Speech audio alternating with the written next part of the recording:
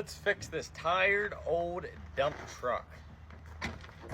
I got this dump truck on the cheaper side because it sat for 3 years, it didn't run, and it doesn't have any brakes. In the last video, we got this thing running again, but one thing I don't like about it is it doesn't want to start by itself. You can crank on it all day, but it won't start until I give it a little throttle. And it shuts right off. Give it a little bit,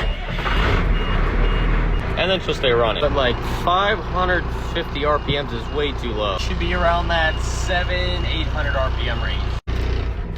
The glory of this being mechanical is we can adjust that right on the side of the pump. Following our throttle linkage from the cab, which is this rod, in the back of the pump, you'll see that bolt right there, and that's essentially what's gonna set our idle. If this is idle and this is full throttle, right now it hits the bottom. We'll raise that set screw, so really when it comes back down, it stops right there. Stops there, can't go into that low 500 RPMs. Off to the toolbox of the day. We'll see how far we can get. It is not looking good for the weather today.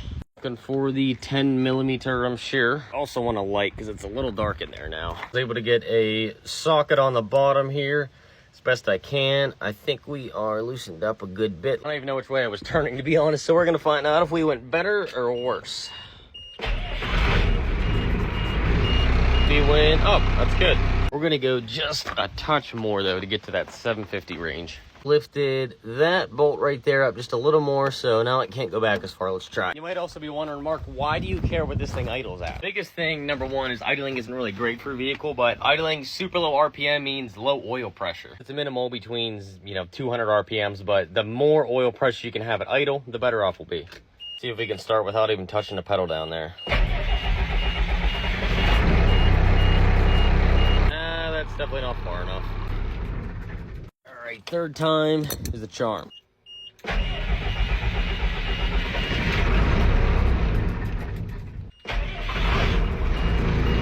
feel like I went the wrong direction on that one. Fourth time is the charm. I like it.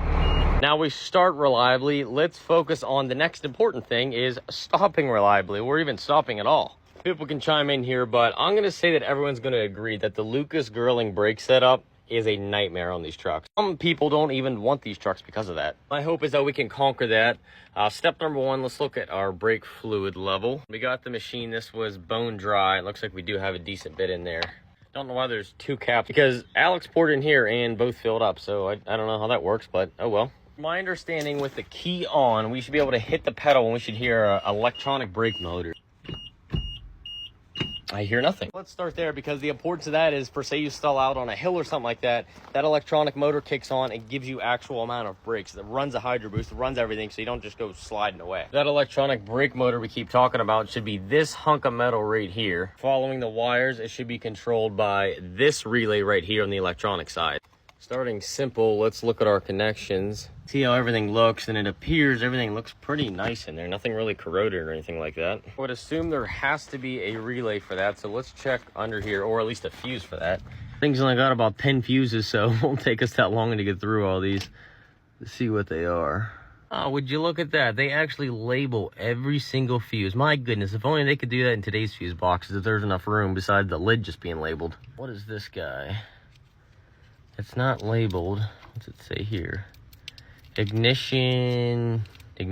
Okay. Everything looks good. Stuff that's missing is stuff that makes sense, like air brakes, things we don't have. Another thing I don't know is we have this wire that chases up to this switch right here. I don't know what that exactly does. I guess we could try flipping it on and off. Okay, nothing. There's a pedal switch up underneath it here that you can see tucked up underneath there. I was wondering if that worked, but you can tell because when I hit this, it gets mad at me telling me that electronic brake motor's on.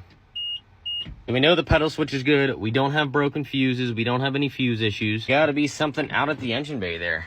Next on the list could be this guy here. I believe this is a pressure sensor for this whole brake setup here in the cylinder. To fool that, let's go ahead and jump the two wires to make it think that, uh-oh, this isn't good. Now we got some rain.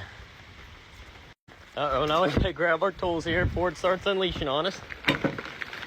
Unfortunately, it looks like Mother Nature's gonna end our diag right about where we're at. Or if you guys have dealt with a similar issue and have recommendations, more than open to suggestions.